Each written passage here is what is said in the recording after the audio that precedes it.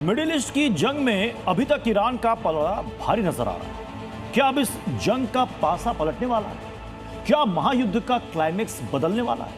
क्योंकि जिस ईरान को काबू में करने में ट्रंप के पसीने छूट गए, अब उसी ईरान को तबाह करने जॉर्ज बुश मिडिल ईस्ट में दस्तक दे रहा है। आखिर क्या है ईरान जंग के लिए ट्रंप का सरप्राइज? देखिए इस रिपोर्ट।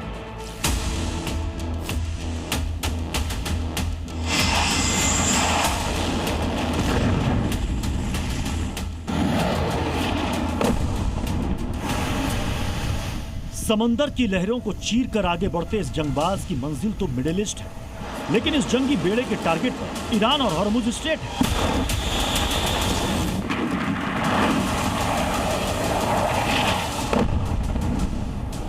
एक तरफ ट्रंप ईरान से निकलने की तैयारी कर रहे हैं, तो वहीं दूसरी तरफ अमेरिकी नौसेना के जंगबाजों की मिडिल ईस्ट में तैनाती कर रहे हैं। पेंटागन से जो ताजा अपडेट आया उसके मुताबिक अमेरिका ने यूएसएस जॉर्ज बुश को मिडिल ईस्ट में तैनात कर दिया है। यूएसएस जॉर्ज बुश के साथ कई गाइडेड मिसाइल डिस्ट्रॉयर भी हैं। अमेरिकी नौसेना के बेड़ों का संचालन यूएस सेंट्रल कमांड करेगा।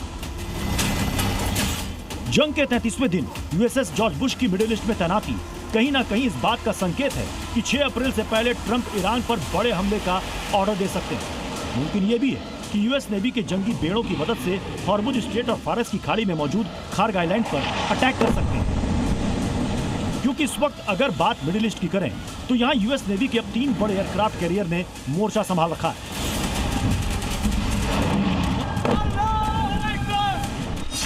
पहला युद्धपोत यूएसएस अब्राहम लिंकन, दूसरा युद्धपोत यूएसएस त्रिपोली, तीसरा युद्धपोत यूएसएस जॉर्ज बुश। अमेरिका के ये तीनों जंगी बेड़े समंदर में चलते फिरते सैन्य अड्डे की तरह है। और सबसे अहम ये कि ये तीनों युद्धपोत अकेले नहीं बल्कि पूरे स्ट्राइकर ग्रुप के साथ चलते हैं, जिनमें डिस्ट्रॉयर, फ्रिगेट और सबमरीन भी शामिल। ये तैनाती ऐसे समय में हुई है जब हाल ही में एक खबर आई थी कि अमेरिका का एक विमान वाहक पोत यूएसएस गेराल्ड आर फोर्ड आगजनी के बाद मरम्मत के लिए अपने होम बेस रवाना किया गया। तो क्या यूएसएस गेराल्ड की जगह यूएसएस जॉर्ज बुश को मिडिल ईस्ट में तैनात कर ट्रंप किसी बड़े हमले को अंजाम देने वाले हैं? क्या USS George Bush middle east में छिड़ी महाजंग का क्लाइमेक्स पलट सकता है? तो आपको बता दें कि यूएसएस जॉर्ज बुश निमित्ज क्लास का एयरक्राफ्ट कैरियर है। यह जंगी बेड़ा 1 लाख टन से भी ज्यादा वजनी है। समंदर में यह जंगबाज 56 किलोमीटर प्रति घंटे की रफ्तार से चलता है। इस एयरक्राफ्ट कैरियर पर 5000 मरीन तैनात रहते हैं। यह युद्धपोत 70 से ज्यादा लड़ाकू विमान लेकर साथ चलता है। हैरानी इस बात की है कि साल 2003 में इराक से जारी युद्ध में भी अमेरिका ने इतने समुद्री जंगबाजों को तैनात किया था जितने ईरान से जारी युद्ध में किए।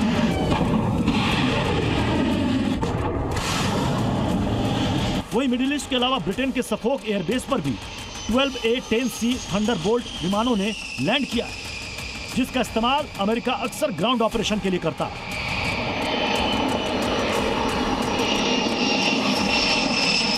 साफ है कि अब तक ईरान से जो जंग जारी थी वो तो अमेरिका का छोटा सा ट्रिलर था। ट्रंप का असली प्रहार यानी ईरान में बारूदी हाहाकार अभी बाकी है। ब्यूरो रिपोर्ट, जी मीडिया।